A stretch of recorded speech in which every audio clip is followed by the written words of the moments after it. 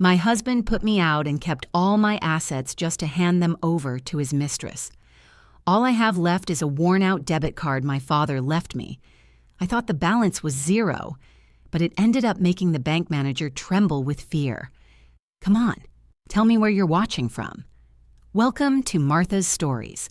I share new life stories here every day, and I'd really appreciate it if you hit subscribe and liked my video. Now let's jump back into my story. I'm sure you'll love it if you keep listening till the end. The thick, humid heat of an Atlanta summer hit Zelika's skin the moment she stepped out of the Uber. She had spent 2 weeks in a tiny, dusty town in Alabama down in the sticks, taking care of her mother who had been critically ill. Now that her mother was stable, Zelika was returning home, longing for the comfort of her luxury penthouse and, of course, her husband Kwesi. She dragged her small suitcase through the lobby of the Sovereign, one of the most prestigious apartment buildings in Buckhead, right in the heart of Atlanta's wealth. A smile spread across her face when the elevator chimed on the 30th floor. She was exhausted but happy to be home. The hallway was cool and quiet. She arrived in front of door 30A, her penthouse. Zelika dug around in her purse and pulled out the key fob for the apartment. She tapped the card against the digital reader on the door. Beep, beep. A red light flashed. Access denied. Zelika frowned. She tried again. Beep, beep. That's strange. Maybe the card got demagnetized, she murmured. She rang the doorbell twice. There was a moment of silence. Then footsteps could be heard inside, followed by the soft click of the lock turning from the inside. The heavy door swung open. There stood Kwesi, her husband. But he wasn't the Kwesi she knew. The man's eyes were cold. He was wearing a silk robe, and on his neck there was a fresh mark of bright red lipstick. "Ah, you're back already," Kwesi said. And it wasn't a welcoming greeting. Zelika's heart seemed to stop beating. "Kwesi, why? Why isn't my key working?" Zelika asked. Her voice was trembling. "Because I changed the locks," Kwesi replied, still blocking the entrance. From inside the apartment, the crystal-clear laughter of a woman rang out. "Babe, who is it? If it's a solicitor, tell them to kick rocks." A young and very beautiful woman, much younger than Zelika, appeared over Kwesi's shoulder. Zelika recognized her instantly as Enia, a local Instagram model who was gaining clout and who made Zelika's stomach turn. Ania was wearing Zelika's silk robe, the very same robe Zelika had gifted herself for her wedding anniversary last year. Ania's eyes swept over Zelika from top to bottom, judging her simple travel clothes, her tired face, and her worn-out suitcase. "Oh," Ania said with a mocking smirk, "it's not a solicitor. Turns out it's the ex-wife."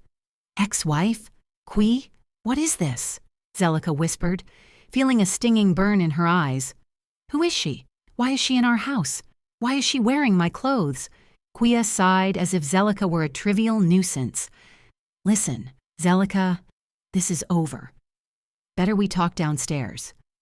Don't make a scene here." Kwesi didn't even give her a chance to step inside. He stepped out into the hallway, closing the door behind him, leaving Anea smiling smugly on the inside. Kwesi didn't speak at all while they rode down in the elevator. Zelika was petrified. Her brain wasn't capable of processing what had just happened. The smell of Anea's perfume, an expensive scent that wasn't to her taste at all, lingered faintly on Kwi's robe. The elevator chimed, opening into the busy lobby. It was evening rush hour. A few other residents looked at them with curiosity. Kwesi walked quickly toward a corner of the lobby, somewhat secluded, near a large floor-to-ceiling window overlooking Peachtree Road. Zelika followed him like a robot. "Kwesi, explain this to me," Zelika demanded. Her voice was barely audible. "What is there to explain?" Kwesi said coldly. "Is it not clear? No. You and I are done." "Finished." Just like that. After 10 years? After I took care of your mother after her stroke last year? After building with you from ground zero? Kwesi let out a cynical laugh. "Building with me from ground zero. Don't be ridiculous." Zelika, I am successful thanks to my hard work. You're just a burden. Especially after you spent so much time taking care of your mama in that country town. You forgot your duties as a wife. My duties? Yes. Look at you. Qui pointed at Zelika with disgust, disheveled, unkempt. I am a major developer. I need a partner on my level. Not a housewife like you. Zelika's jaw dropped. The man in front of her seemed like a complete stranger in Nia. So, it's been going on this whole time. Yeah, we've been together a year, Qui said without a shred of guilt. And she understands me much better. Suddenly, a building security guard approached, pushing a small, tattered duffel bag, the same bag Zelika used when they first moved to Atlanta years ago. Queasy took the bag and threw it at Zelika's feet. The contents spilled out a little, just some old clothes and a wallet. Those are your things.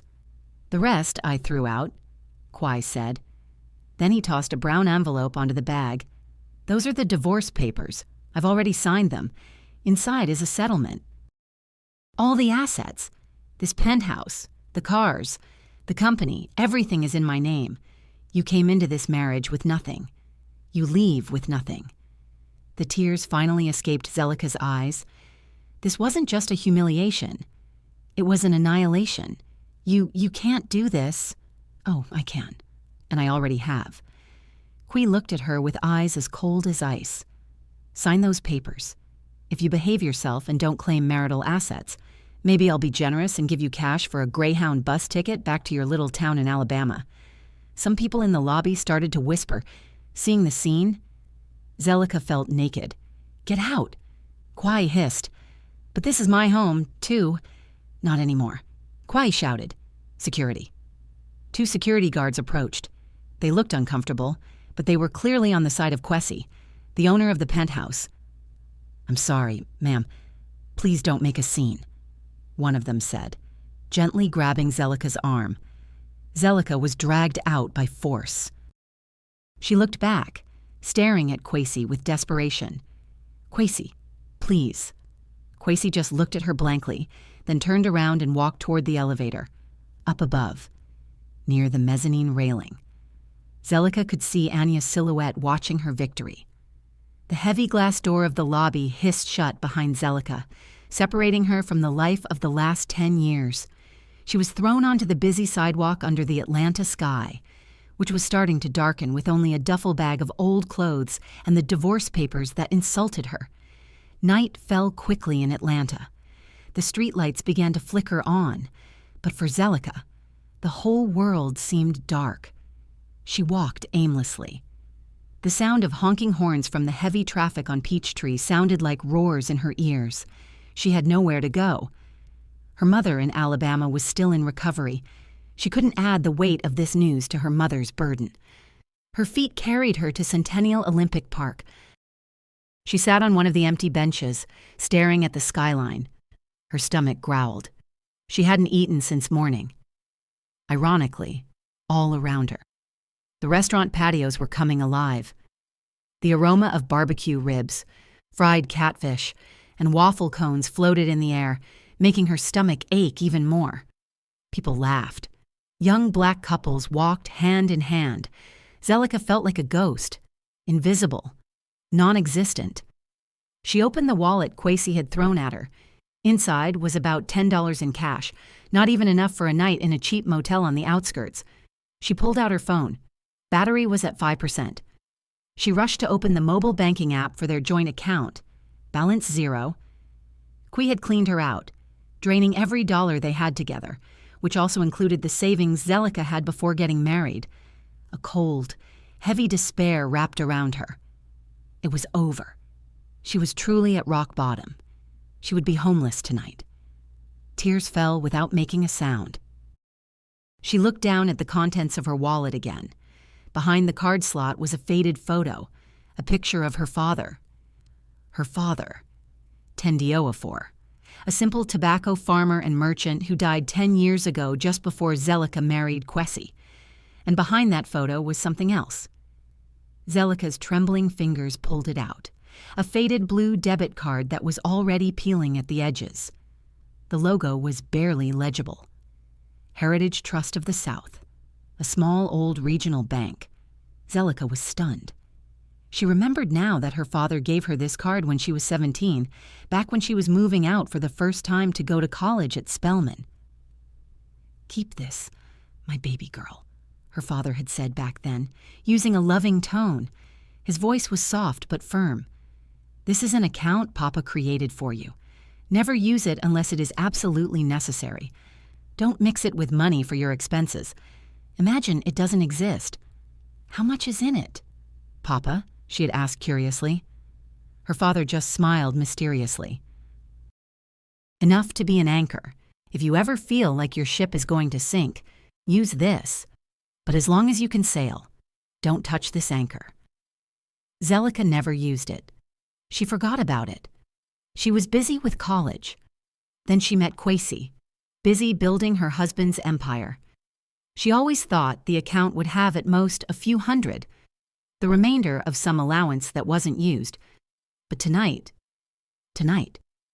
her ship wasn't just going to sink. Her ship was already blown to pieces. She held the card tight. The $10 in her wallet wasn't enough for anything. But maybe the rest of her father's money would be enough to buy a bus ticket back to Alabama. A small hope, as thin as a thread, began to light up in her tight chest.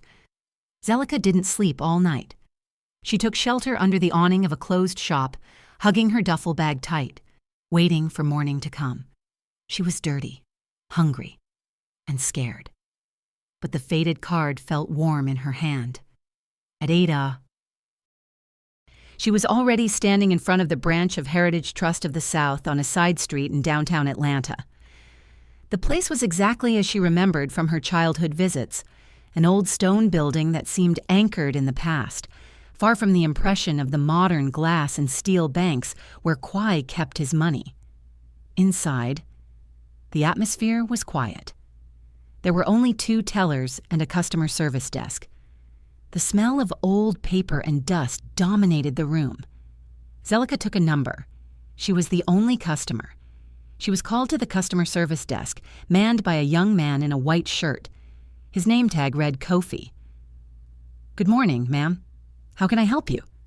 Kofi was polite, though his eyes showed a bit of confusion seeing Zelika's somewhat disheveled appearance. "Good morning." Zelika's voice was ought to check the balance. "But the card is very old.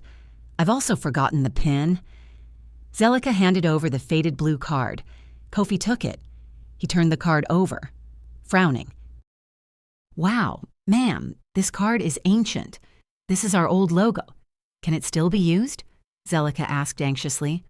"I'll check. Ma'am." Kofi took Zelika's ID, matching the name, Zelika Okafor. He started typing on his computer. The system seemed slow. Kofi typed, clicked, and then frowned again. That's strange," he murmured. "What's wrong?" Zelika's heart beat wildly. "The data isn't coming up directly? Ma'am? Our legacy system is sometimes a little slow. It seems this account is in an inactive or dormant state. How long has it been since there were transactions?" "Maybe 10 years, Zelika replied hesitantly. Kofi's eyes went wide. 20 years. "One moment, ma'am. I'm going to try accessing the manual server." His fingers danced over the keyboard again. His computer screen flickered, showing rows of green code that Zelika didn't understand. Silence. Only the sound of the keyboard and the noisy air conditioning could be heard. Zelika bit her lip. It's over, she thought. Surely the account has been closed, the money lost. Kofi scratched his head. How odd. The balance isn't reading, ma'am. But there is a sort of flag, an alert on this account. A high-level alert? Alert? Does that mean I have debt? Zelika panicked. No, not debt. I've never seen a code like this. One moment, ma'am. Kofi typed a series of commands. The computer seemed to think for a moment. Then on Kofi's screen, something appeared. Kofi's face, which was relaxed before. suddenly changed. He went pale. His eyes opened wide, glued to the monitor. "Mr. Kofi," Zelika called out. Kofi didn't answer. He seemed frozen. He reread what was on the screen. His mouth opened slightly. Kofi swallowed hard. Suddenly, he stood up from his chair so fast that the chair flew backward, making a loud screech. "Mr. Zuberi. Mr. Director." Kofi's voice was shrill, breaking the silence of the small bank. He didn't care about Zelika anymore. His eyes were still glued with horror to the screen. A middle-aged black man with a stern look, Mr. Zuberi, the branch manager, stepped out of his office. "What is it? Kofi, don't shout like that. There are customers." Mr. Zubi scolded. His tone was flat. "I'm sorry, sir. But you have to see this." Kofi pointed at the screen with a trembling hand.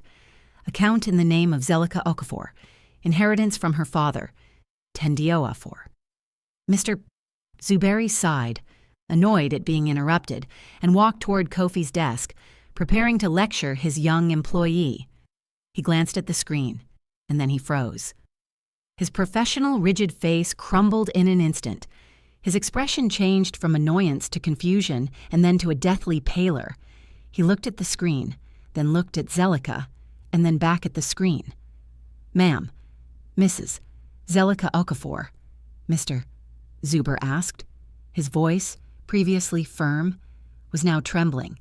"Yes, sir," Zelika whispered, scared. "What's wrong? Was my father a criminal?" "Kofi," Mr. Zuberi ordered. "Close your window quickly. Put up the closed sign. Take Mrs. Zelika to my office right now. Don't let anyone see this screen." The order was so urgent and full of panic that Zelika jumped. Kofi, stuttering, immediately put up the closed sign and turned off his monitor. "Come with me, ma'am," Kofi said, now treating Zelika with immense respect, almost with fear. In Mr. Zubar's cramped office, the door was locked instantly. Mr. Zeri paced from one side to the other for a moment before finally sitting in his chair. His hands shook slightly as he turned on his desk computer. "Excuse me, ma'am." "You caught us by surprise," Mr. Zubari said. "Actually, what is happening, sir? Did my father leave a huge debt?" Zelika asked. Her voice was on the verge of breaking into tears. "Debt?" Mr. Zuberi let out a nervous chuckle. "No, ma'am. Far from it." He turned his computer monitor toward Zelika. Kofi, who was standing in the room, pointed at the screen, holding his breath. "Ma'am, look at this quickly." The screen didn't show a balance in dollars. The screen showed an ownership structure diagram. "Ma'am," Mr. Zubi said, his voice low with astonishment, "this account is not a normal savings account. This is a master account connected to a limited liability company, a corporation." Zelika frowned. "Corporation LLC. Correct? Called Okafor Legacy Holdings, LLC. This company was founded by your father, Tendai Okafor, in 1998 and was left inactive exactly 20 years ago. But my father was just a tobacco salesman. That is what he wanted people to know, ma'am." Mr. Zubi interrupted. "Your father seems he wasn't just a salesman. He was a land broker. A genius one at that." Mr. Zuberi clicked on a tab on the screen. The title was List of Assets. Okafor Legacy Holdings, LLC. Mr. Zuberi continued reading the contents. "It is the legal owner of 2,000 acres of pecan groves and farmland in South Georgia, all under this deed. The sole ownership was transferred completely to you as the heir with a special clause." "What clause?" Zelika whispered. "This company activates automatically, and all its assets become accessible to the heir only if the heir accesses this master account in a desperate situation, or if the balance of their personal account is zero." Zelika's jaw dropped. Her father had predicted this. She looked at the row of numbers on the screen. They weren't savings figures, but figures of land acreage. She didn't faint. She didn't scream. Zelika simply sat up straight. The hunger, the exhaustion, and the humiliation she had felt for the last 24 hours evaporated. They were replaced by something else, something cold, sharp, and very strong. She remembered Kwesi's mocking face. She remembered Anaya's victory smile. "Mr. Zuberi," Zelika said.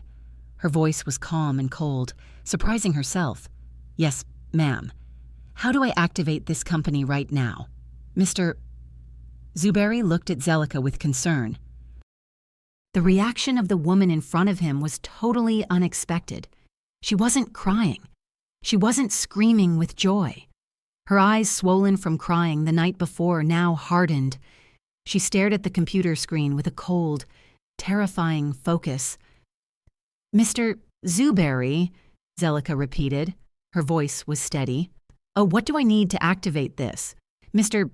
Zuberi stuttered. "Technically, it is already active. Ma'am, as soon as you access this account with a null personal balance, the clause was fulfilled. Our legal team, managing the trust, well, they are already waiting for your instructions. Kofi." The young employee promptly poured a glass of water and placed it in front of Zelika. Zelika didn't drink it. "My father. Tendai. What else do you know about him?" Mr. Zubi opened a drawer, pulling out a thick, dusty folder. "Your father was a priority client long before the term private banking existed. He left this a letter and legal documents." He said, "This can only be opened by my daughter or by us if she has accessed the account." Mr. Zuber handed over a yellowed envelope. Zelika's hands trembled as she opened it. Inside was a sheet of paper written neatly by hand. "To my baby girl, Zelika. If you are reading this, it means there are two possibilities. First, Papa is no longer here, and you are ready to start your own life. Second, life hasn't gone according to your plans. Papa was a salesman. It's true. But Papa also knew that this world isn't always fair to good black women like you. I saw how they treated your mother. Papa kept a small anchor for you, not to spoil you, but to ensure you have options when you feel cornered. Papa designed the desperate clause on purpose. I know you are smart, but your heart is too soft. I was afraid. If you had wealth, you would attract the wrong man. And if you didn't have wealth, you would be oppressed by the wrong man. Papa failed in one thing. I hope you never need to read this letter. But if you read it, remember Papa's message. Don't cry. Don't get revenge with tears. Build your own kingdom. My child, make them regret it. The anchor has been dropped. Now sail, baby girl. Love, Papa." The tears she had been holding back finally fell. They weren't tears of sadness, but of understanding. Her father, the simple salesman, had seen the future. He had seen Kwesi decades before Kwesi existed. Zelika wiped her tears with the back of her hand. She looked at Mr. Zubi. "I need 3 things, she said. "What things, ma'am?" "First, cash. I don't have a dime." "Of course." "Kofi, prepare a cash withdrawal from the operating account," Mr. Zubi said. "Second," Zelika continued, "I need a place to stay temporarily. A secure hotel far from the sovereign apartments that can be arranged. We have corporate rates with secure hotels. Third, and this is the most important." Zelika leaned forward. "I need all the financial data of Okafor Legacy Holdings, LLC. And I need a recommendation for the best business restructuring consultant, not from around here. I want someone from the Midtown Financial District, someone who doesn't know Kwesi." Mr. Zubi was stunned for a moment, impressed by the composure of the woman who 30 minutes ago looked like a homeless person. "I know a name," Mr. Zuberi said. "They nickname him the Cleaner. Very expensive, very cold. His name is Siku. Good, Zelika said. Give me the money, book me the hotel, and organize my meeting with Sik. Zelika didn't stay at the hotel Mr. Zuberi booked. That was her first step, not being predictable. After taking a considerable amount of cash, enough to make her dizzy if it had been yesterday, she bought a new phone, a new number, and several sets of simple but clean clothes at a nearby mall. Then she booked a room at the St. Regis, one of the most luxurious hotels in Atlanta, under a fake name. For 24 hours, she locked herself in the room. She ordered room service, ate her first decent meal, took a hot bath, and slept. She let her brain process the destruction and rebirth in a single day. The next morning, she didn't call Siku. She knew someone like Siko wouldn't be impressed with a phone call. Zelika went to the financial district in Midtown. Sik's office was in one of the skyscrapers. Minimalist, cold, all glass and steel. Zelika in her new clothes. Simple but neat, contrasted with the setting. I want to see Mr. Seku? I don't have an appointment, she told the receptionist. Mr. Seku is busy, ma'am. His schedule is full for the next 2 months. Tell him, Zelika said calmly. Zelika Okafor, owner of Okafor Legacy Holdings LLC, assets of 2,000 acres. This is urgent. The receptionist hesitated, but the words 2,000 acres made her pick up the phone. 5 minutes later, Zelika was ushered into a corner office with a view of all of Atlanta. Seku was a black man in his mid-30s. He didn't smile. He wore a dress shirt with no tie, but he looked more formal than Kwesi ever did in his suits. His eyes were sharp, analyzing Zelika. I only have 10 minutes. Mrs. Okafor, Seku said. His voice was deep and flat. Okafor Legacy Holdings Dormant Company Agricultural Assets. What is the problem? Zelika sat down without being invited. The problem, Mr. Seku, Zelika said, is that this company just woke up. The assets are large, but I don't know anything about pecans, peaches, or how to run it. And I have another problem that must be solved. What problem? My ex-husband, a developer in Atlanta. His name is Kui. He demands a share. He doesn't know about this. SEO raised an eyebrow. This is interesting. What do you want from me? I want you to restructure this company from the ground up, audit everything, make it an active, modern, profitable company. And I want you to be my personal advisor, Zelika said. I want to know how to use this power. Sik stared at her for a long time. I am expensive, ma'am. I know, Zelika replied. I don't deal with personal dramas. I'm not asking you to deal with drama. I'm asking you to teach me how to win a business war. The drama is the bonus. Sik smiled slightly, his first smile. When do we start? Yesterday, Zelika replied. 2 weeks passed. Atlanta didn't know what was happening in the offices. Zelika and Siko's small team worked 20 hours a day. They dissected Okafor Legacy Holdings LLC. It turned out the assets were greater than estimated. Zelika's father hadn't just bought land. He also bought small shares in various agri-food companies whose value had now skyrocketed. Zelika learned fast. She devoured financial reports, studied property laws, and learned the fundamentals of agri-house management. Siu watched her. This client was different. She didn't panic. She wasn't greedy. She was focused. She was like a dry sponge absorbing all the information. During those 2 weeks, Zelika also transformed herself. She cut her long, dull hair into a short, firm, elegant bob. She threw out all her old clothes with the help of a personal shopper hired by Saku. Her closet now contained tailored suits, silk blouses, and simple but classy dresses in strong colors: black, navy blue, and burgundy. Reading glasses replaced her contacts. High heels replaced sandals. But the biggest change was in her eyes. There was no fear anymore, only calculation. Are you ready to get back in the ring, ma'am? Seek asked one afternoon. I'm ready, Zelika said.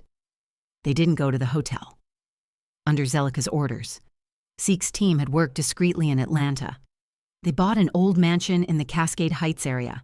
Not a flashy new McMansion like Qui liked, but a historic, solid, elegant building that emanated an aura of old black power and generational wealth. The house was paid for in cash. When Zelika walked into her new mansion, she was no longer the Zelika who was kicked out of the apartment lobby. She was Miss Zelika Apor, CEO of Okafor Legacy Holdings, LLC. Meanwhile, in the penthouse at the Sovereign, Kwesi and Anaya's life was at its peak. This project, babe, Kwesi exclaimed one night while pouring champagne for Anaya. This is going to change the game. Kwasi, after managing to kick Zelika out, felt invincible. His construction business was frantically looking for new projects. I have inside info. His eyes shone with greed. There's prime land, thousands of acres down in South Georgia coming onto the market. They say it's going to be opened up for a luxury development. I have to get the construction contract. Anna, who was busy taking selfies with her champagne glass, was only half listening. Oh, yeah, great. That means our wedding can be in Turks and Chaos, right? And I want that new Birkin bag, the crocodile skin one. Sure. Whatever for you, Kwesi said. But deep down he was a little anxious to get such a big project. He needed a huge capital injection. He needed investors. His company honestly had quite a few debts here and there to finance their lavish lifestyle. I'll organize meetings with all possible investors, Kwesi murmured. A few days later, Queard rumors in Atlanta business circles. Did you hear? An acquaintance said. There's a new player in town investing like crazy. Bought a mansion in Cascade Cash. Brought in a consultant from Midtown. That guy, Sekou, the cleaner. What's the name? Kwasi asked. Interesting. No one knows exactly. Very secretive. But the company name is old. Okafor Legacy Holdings, LLC. Ring a bell? Kwai shook his head. Old-fashioned name. Probably some old money folks just realizing their assets. This is the opportunity. Qui immediately ordered his secretary to find a way to contact Okafor Legacy Holdings. He had to present his proposal for the development in South Georgia. He didn't know that the lands he coveted were the very ones listed in Zelika's deed. The invitation arrived. Okafor Legacy Holdings LLC was interested in hearing the proposal from Kwesi's company. The meeting would be held at the CEO's residence in the Cascade Mansion. Kwesi felt on top of the world. Look, Inaya, they invited me. Surely, they've heard of my reputation. That morning, Kwesi put on his most expensive suit. He rehearsed his presentation in front of the mirror. He was determined to dazzle this mysterious investor. He arrived at the mansion. The high wrought iron gate opened slowly. He walked into a majestic but cool foyer. The walls were marble, the furniture antique and heavy. An assistant with a formal look received him. Good afternoon, Mr. Kwesi. Please wait in the meeting room. Our CEO will join you shortly. Kwesi was led to a grand library transformed into a meeting room. On one side was a very long mahogany table. On the other, tall windows overlooked a manicured garden. At the end of the table sat a man looking at his laptop. Seek. Qui thought he was the boss. Good afternoon, sir. Seek looked up. His eyes were cold. I am Sekou, consultant. Sit down, Mr. Kwai. Our CEO is on the way. Qui sat down. He started to feel a little nervous. The atmosphere in this room was too heavy, too silent. 5 minutes passed, like an hour. Suddenly, the double doors behind Kwesi opened. Qui didn't turn around. He heard the sound of footsteps, high heels, click, clack, click, clack. A firm and rhythmic sound on the marble floor. Sorry for the wait. A voice was heard. A familiar voice, but impossible. Qui froze. He knew that voice, but this voice was cold, full of authority. He turned his chair slowly. The footsteps stopped at the other end of the table. There stood Zelika, her hair perfectly styled. She was wearing a navy blue power dress that wrapped her body perfectly. Reading glasses rested on her nose. Her face was made up subtly but professionally. She looked at Kwesi. There was no hatred in her eyes. No love, nothing, just the look of a superior at a subordinate. Kwee's mouth opened, but no sound came out. Zelika sat calmly in the head chair.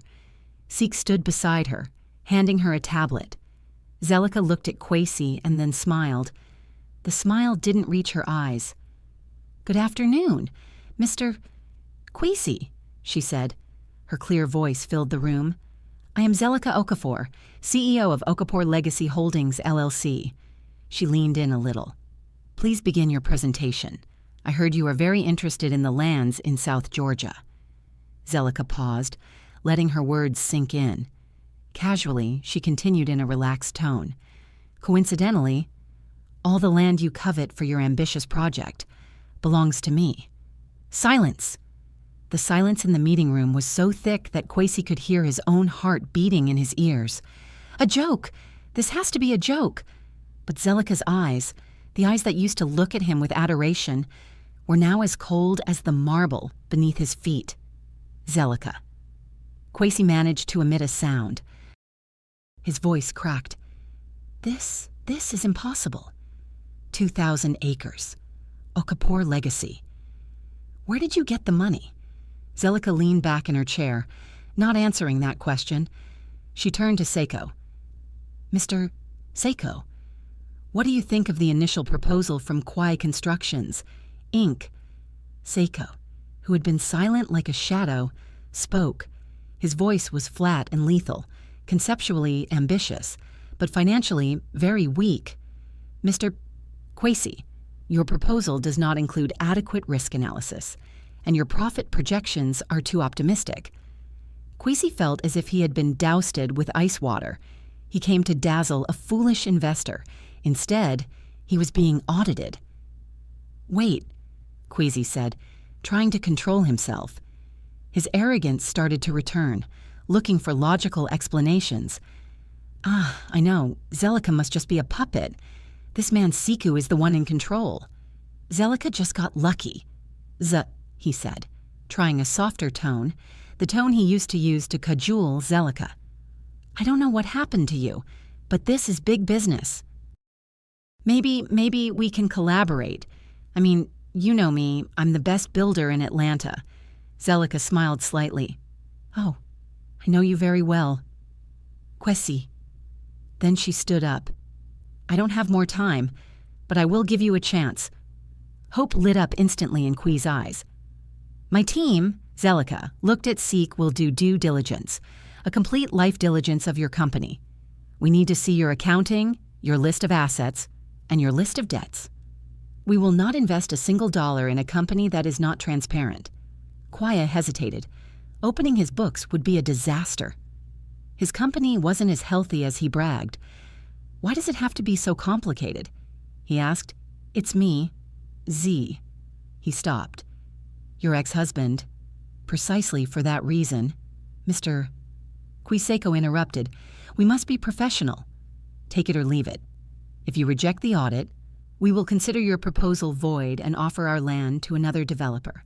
I heard your competition from Buckhead is very interested. That was a threat." Kwesi was cornered.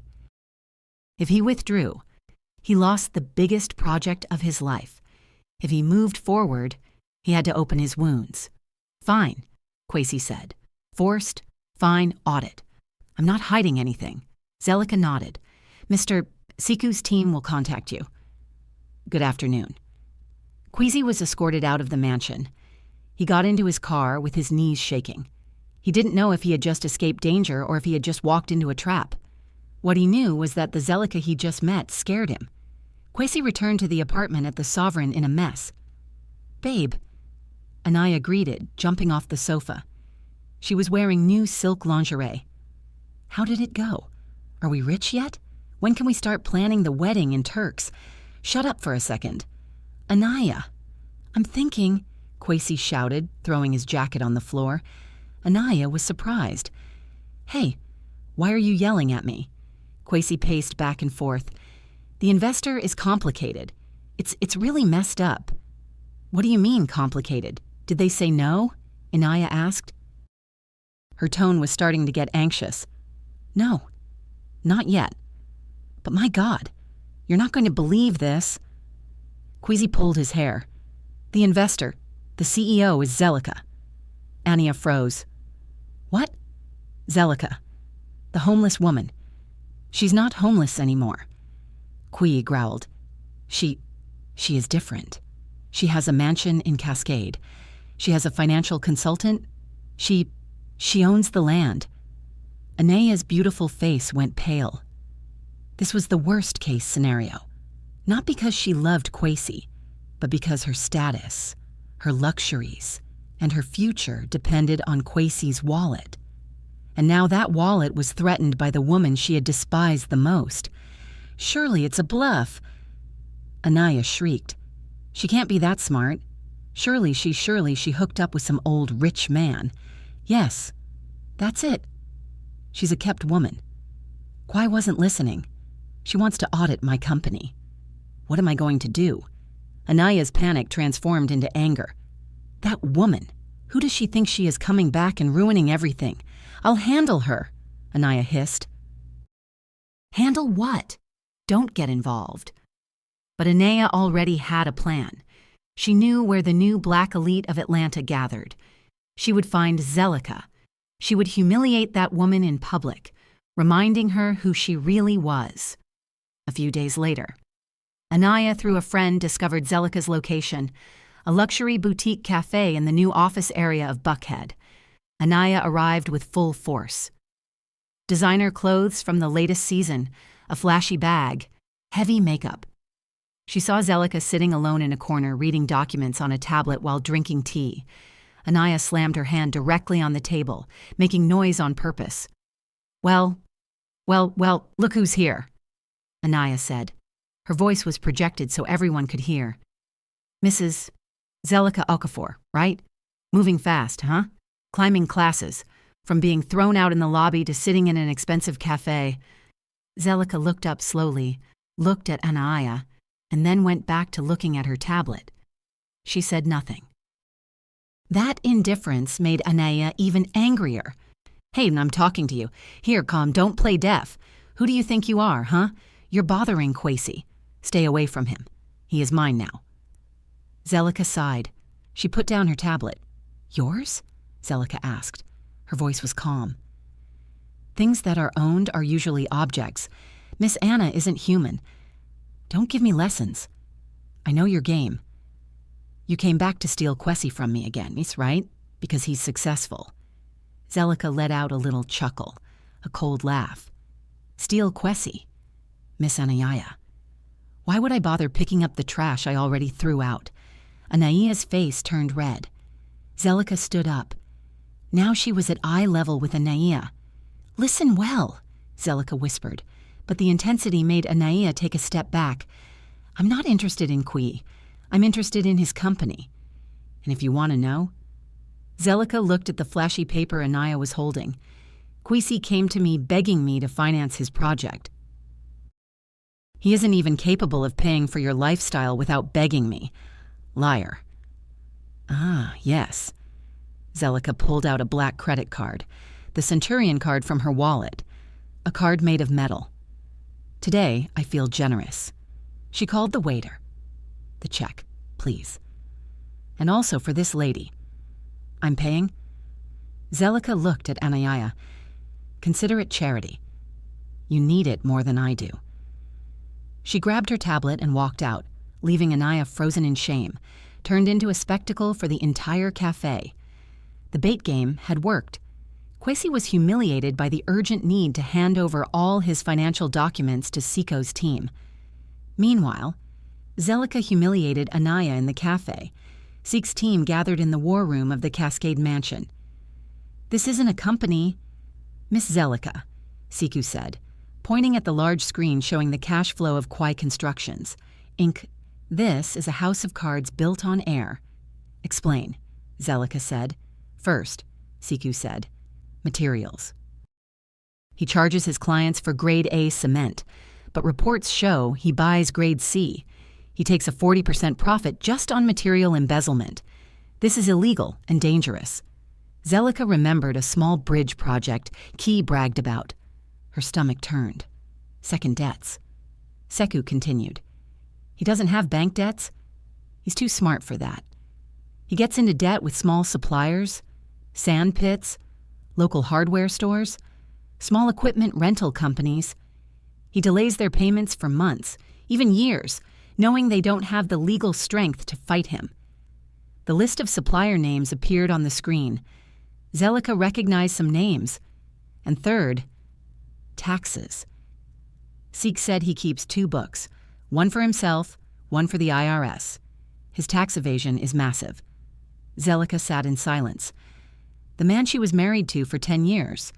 The man she cared for when he was sick turned out to be a scammer, an extortionist, and a thief. Good, Zelika said. Her voice was steady. Seku looked at her. Good. Yes, this gives us a weapon. What is the next step? Kui is only focused on us, on those 2,000 acres, SEO explained. He doesn't realize that his debt to the small suppliers is his weakest point. I want you, Zelika. He stopped thinking about the strategy. I want you to buy all that debt. Seek smiled. I assumed so. I have prepared 3 shell companies in Delaware.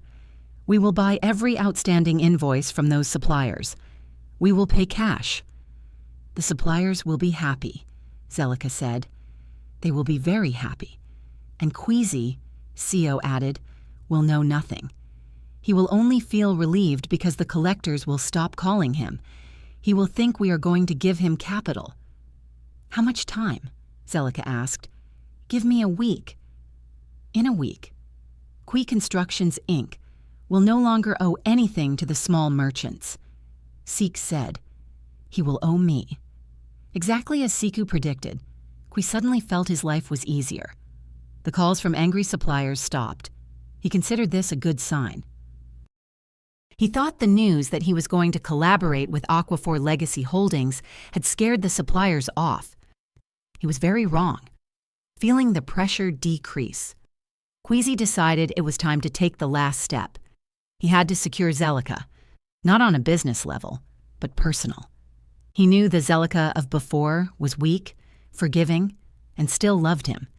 He sent a bouquet of white roses, Zelika's favorites back then, to the Cascade Mansion with a note. I know I was wrong. Let's talk like old times. Dinner at our usual spot. Zelika almost threw the flowers away, but Siku stopped her. Go, Seku said. Let him dig his own grave deeper. That night, Zelika went to the upscale restaurant where Kui had proposed to her. Kui was already waiting. He looked impeccable. He ordered the most expensive wine. Zaul, he said, taking Zelika's hand across the table. Zelika allowed it. Her skin felt cold. I ask for your forgiveness. Zelika just looked at him, waiting. I know I was very wrong, Quasi continued. His eyes got misty. His performance was perfect. Anaya, she is just a toy. I was pressured. Zoe, business is hard. And you were busy with your mother. I felt lonely. So, was it my fault? Was it my fault? Zelika asked. Her voice was calm. No. It was my fault. He rushed to correct himself. I was blind. I didn't see the diamond I had until I saw you in the meeting room the other day. I realized. Realized what? How fantastic you are. We can be the best team. Zal. Key leaned in. I've already left Anya. She's already out of the apartment. It was a lie. Anaya was shopping with his credit card at that very moment. We can start over, Kui whispered. We will dominate Atlanta. You with your land, me with my expertise. Forget Seek. You don't need him. You only need me. Zelika withdrew her hand slowly. Your seduction is good, Kwesi. Better than your business presentation, she said coldly. Kwesi was surprised. Maybe you're right, Zelika continued as if thinking. Kwesi had hope again. We really have to fix this, but I can't mix personal and business. Sure, let's finish the business matter first, Zelika said. I've already seen the result of your audit. And Kwesi asked anxiously. And we need to talk seriously, Zelika said. Tomorrow in my office at 10 Salmagro A. M. Bring your lawyer, if necessary. Once that is over, then we can talk about us. Zelika stood up, leaving Kwi with a bottle of expensive wine and a sly smile, thinking he had just won. At 10 Waeke, meeting room of the mansion. Kwesi arrived alone without a lawyer. He brought another bouquet of roses. He was very confident. He thought this meeting was just a formality before he and Zelika reconciled. He entered the room. The atmosphere was far from romantic. Zelika was already seated in the head chair. Seek was standing beside her.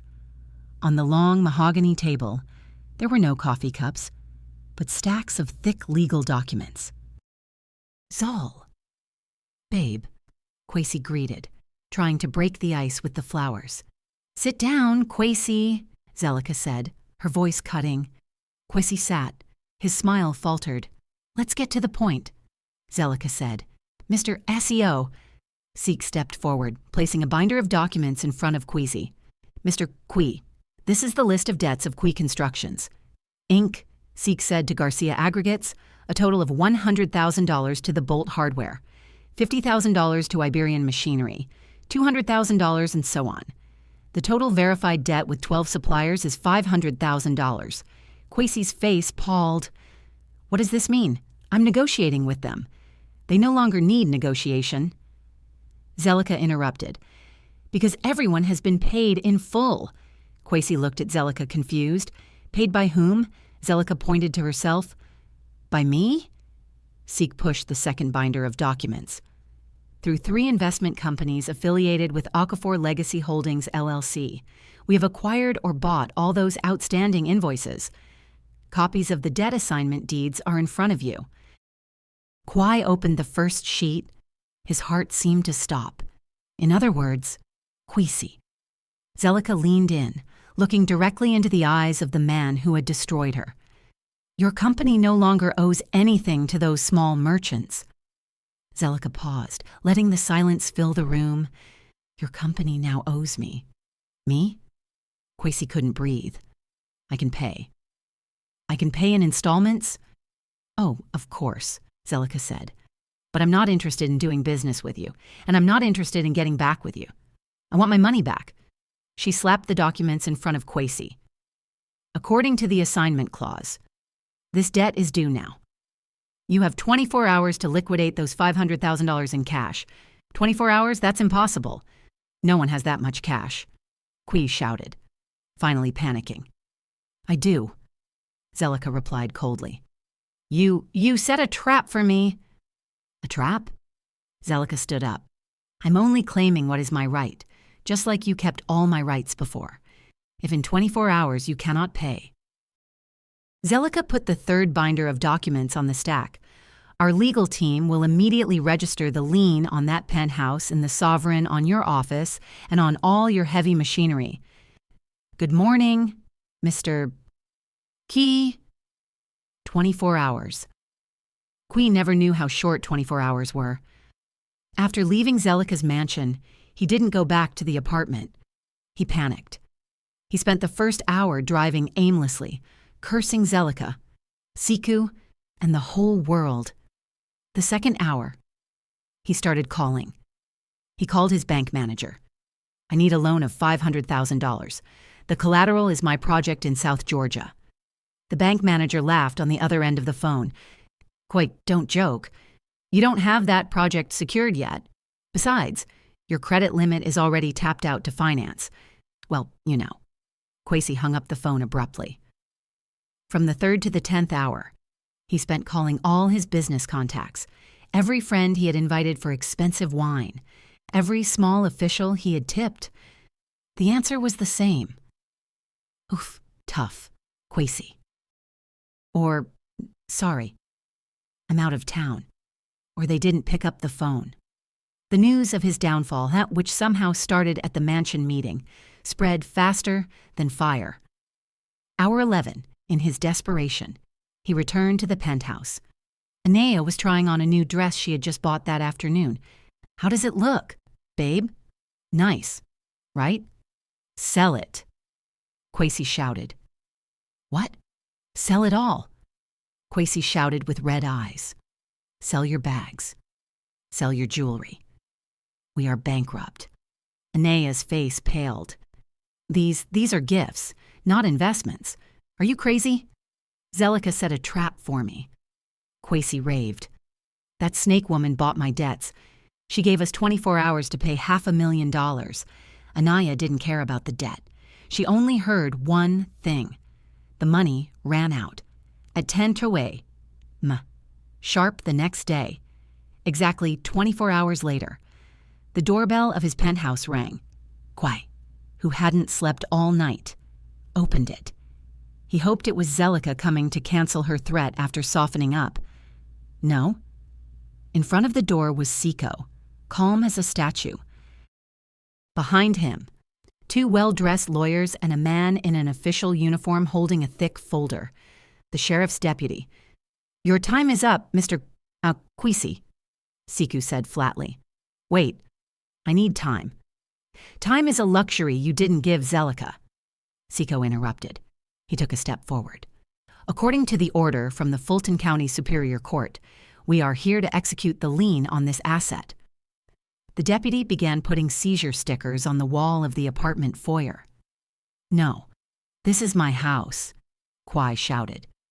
Technically, it is the collateral for your debt to my client. The lawyer corrected. You and this young lady, he looked at Anaya with disdain, are required to vacate these premises in 1 hour. Take your essential personal effects. 1 hour later, the scene in the lobby of the Sovereign turned into a spectacle. Qui, the same man who 10 years ago felt like the king of the place, was escorted out by security guards, the same guards who threw Zelica out before. Anaya followed him crying hysterically, dragging 2 suitcases full of her designer bags. Quasi wasn't just bankrupt on paper. Now he was literally on the street, back at the ground zero he created for Zelica, on the hot sidewalk in front of the lobby. The real drama had just begun. This is all your fault. Ania shrieked, hitting Quasi's chest. You said you were rich. You said you were great. Turns out you're just a scammer. Qui, who had already lost everything, unloaded his remaining anger on the only target left. My fault? Your fault? Who asked for Birkin bags every week? Who asked for vacations in Turks? You made me spend parasite. Parasite? Anaya's jaw dropped. Their fight was so loud it became a public spectacle. They didn't realize that across the street someone was recording the fight with their phone. I didn't sign up for this. Anaya shrieked. I'm done. She dragged her suitcase, trying to hail a cab. Where are you going? You won't survive without me. Qui mocked. You'll see. Anaya went to a luxury hotel trying to book a room with the unlimited credit card gave her. I'm sorry, ma'am. Declined. The receptionist said coldly. She tried another card. Declined. All declined. Quisi had blocked everything. Or it was the bank. Anaya panicked. She called her high society friends. Girl, I have a problem. Can you lend me? The phone cut off. She called another. Hello? I have bad signal. Phone turned off. She didn't know. Zelica, through her new network, didn't need to do anything. Seek just had to leak Quay's audit report to a few key people. The news that Quay was a scammer and Anaya, the side chick linked to a bankrupt scammer, and had spread through all the group chats of Atlanta's elite. She was toxic. No one wanted to associate with her. That night, the recording of her fight with Quay in front of the building went viral on local gossip blogs. Her beautiful face was now associated with bankruptcy and cheap drama. Her modeling career was finished. The doors of the high-class world closed. Anai, who once felt on top of the world, now had to sell her authentic bags and some fakes she just discovered. Kwesi gave her one by one just to survive back to the obscurity she hated so much. 2 weeks after the seizure, Zelika sat with Siku in the meeting room of her mansion. The mahogany table was now full of blueprints. All assets of Kwai Constructions, Inc., have been liquidated, Sik informed. His office, his equipment, and the penthouse. Everything is enough to cover the debt of $500,000 plus interest and legal costs. Good, Zelika said. What will we do with the penthouse? We can sell it. Zelika shook her head. No, sell all the luxury furniture inside. Empty it. Then give the keys to Mr. Zubi at the Heritage Bank. Tell them to give it as a bonus gift to Kofi. Sik raised an eyebrow, a little surprised by the touch of cynical humor. Kofi the bank teller. Yes, he deserves it. He was the first one to help me. Very well, ma'am. And the 2,000 acres. Will we proceed with the luxury development plan? Zelika stood up, walking toward the large window, looking at the garden. She remembered her father's letter. Build your own kingdom. Kwesi wanted to build a palace for the rich that people like me could only see from outside the gate. Zelika said, I will do the opposite. She went back to the table and pointed at the new blueprints. I am going to build homes. She said that Alifor Legacy Holdings LLC would use the first 250 acres to build dignified subsidized housing, complete with a school and a small medical center. For whom? Sik asked, now truly interested. For the workers in our pecan groves and for the owners of the small suppliers who were almost destroyed by Kui. They will have priority and special discounts and the machinery seized from Kwesi. We will use it to build those houses, Zelika said with a faint smile. It's poetic justice. Sik looked at her with undisguised admiration. Not only that, Zelika added on another 25 acres. I want to build the training center, the Aquafor Center, a training facility for modern agribusiness and small business management. I want people like my father to have the chance to succeed without having to hide. Zelika wasn't just getting revenge. She was building a legacy. Zelika was done with Kwesi, but the law wasn't. Kwesi, who was now living poorly in a shared apartment on the outskirts, thought the worst had passed. He thought that after losing everything to Zelika, he was free. One afternoon, while eating instant noodles, there was a knock on the door. Police, Mr. Kwesi. You are under arrest. What is this now? My debt to Zelika is paid. This isn't about debts, the officer said. This is about the use of substandard materials on the bridge project in Mon and tax fraud. Kui froze. How did they know? He didn't know that SEU, on behalf of a client concerned about public safety, had anonymously sent copies of Kwai's double ledger and the lab results of the poor quality cement to the district attorney and the IRS. He built a bridge that could collapse. Sik, Zelika had said at that moment it could kill people. This is no longer about him and me. It's about justice. The news of Kwesi's arrest was a local headline. Elite developer falls. Alleged corruption and fraud. In her mansion, Zelika watched the news on the large TV. She looked at Kwesi's face, gaunt and angry, being escorted away. She felt nothing, neither anger nor satisfaction. That chapter was finally closed. She turned off the TV. 1 year later, Okafor Legacy Holdings LLC was no longer a dormant and mysterious company. The company was now one of the new economic pillars in the South. Zelika had revolutionized her pecan groves with sustainable practices, raising wages for workers and building modern facilities. The Aquafor Training Center had already opened and the first class had graduated. The first phase of subsidized housing was full. Zelika was no longer called Madame Director with a tone of fear. The old workers called her Miss. Zelika, or Ade's daughter, with respect and affection. She was standing on a hill on her farm looking at the green expanse under the afternoon sun. She was no longer the disheveled woman in the lobby of the Sovereign, nor the cold woman in the meeting room. She was Zelika, complete. Footsteps were heard behind her. "Zelika, the view is beautiful," Siku said. He was no longer wearing a formal suit, just a casual linen shirt. Now he spent more time in the country than in Atlanta. "Yes," Zelika said, smiling, a sincere smile. "My father called this an anchor. Turns out this anchor can be used to build many things." "You have built your kingdom, Zelika," Seek said. Zelika corrected. "We built it." Seek smiled. "My team in Atlanta keeps asking when I'm coming back. Seems I need to give them an answer." "And what is your answer?" Zelika asked, looking at him. Seiko didn't answer with words. He took a step forward, looked at Zelika, and then held out his hand. "I am no longer needed as a consultant." "The cleaner," they said. "No," Zelika replied, accepting his hand. The grip was firm. "Now I need you as a partner."